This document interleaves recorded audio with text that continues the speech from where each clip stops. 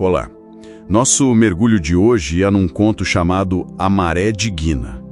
A fonte que a gente recebeu nos apresenta o Guina, um homem nos seus 60 e poucos anos, recém-aposentado em Praia Grande com a esposa, Havana.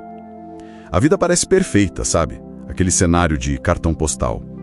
Mas por trás dessa tranquilidade toda, ele carrega um peso, assim, enorme. Um silêncio de 21 anos com a única filha, a Bia.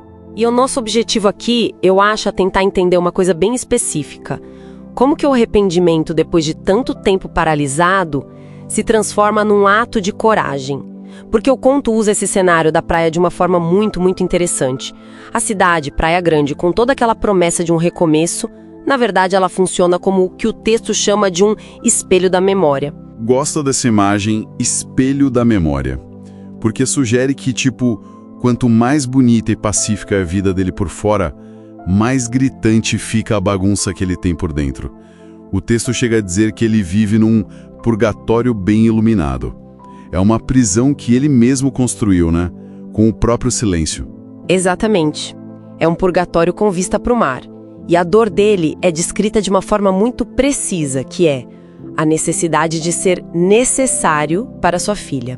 É um sentimento antigo, sabe, que o conto diz que vem da juventude, mas que agora, na aposentadoria, sem as distrações do trabalho, volta com tudo. E essa sensação de paralisia, ela é muito bem representada pela metáfora da água, que aparece o tempo todo. Sim, a água é central. Guina fica ali olhando as ondas e se vê como uma represa que, de tanto reter, havia secado a si mesma.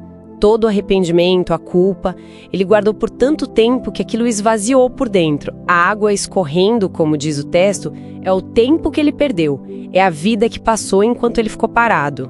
Mas essa inércia dele, é só arrependimento ou tem um componente de orgulho também? Afinal, foram 21 anos. Esperar que a filha dê o primeiro passo depois de tanto tempo não é uma forma de ego? É uma ótima pergunta. O conto não diz com todas as letras, mas sugere que a paralisia dele é uma mistura bem complexa de medo, vergonha e talvez sim um orgulho ferido. Mas alguma coisa quebra essa represa. Ele finalmente decide agir, e a primeira tentativa... A parte das cartas. Ele tenta escrever para Bia, certo? Exato. Ele escreve um primeiro rascunho longo, cheio de justificativas, quase um romance sobre o próprio sofrimento. Depois, um segundo, curto, frio, quase burocrático.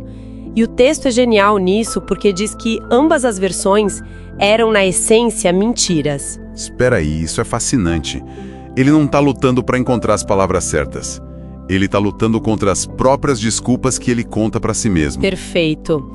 Essa dificuldade de escrever é, assim, um exemplo clássico de paralisia da perfeição. Ele está tentando consertar 21 anos de silêncio num parágrafo só, o que é impossível. A vulnerabilidade só aparece quando ele abandona essa tentativa de consertar e decide apenas falar. E a mensagem final é brutalmente honesta. É quase um antepedido de desculpas. É exatamente isso. Ele escreve algo muito curto e direto. Diz assim: eu sei que 20 anos são uma eternidade e que eu tenho sido um covarde de tempo integral. Não estou pedindo um perdão que não mereço, mas talvez um começo que você possa me dar. Uau! Isso é uma aposta muito alta. Ele não está dizendo me desculpe, mas sim, eu sei que errei e não mereço nada. A coragem aqui não foi só apertar um enviar. Não mesmo. O texto deixa claro que a verdadeira coragem foi aceitar que a resposta mais provável seria o silêncio final.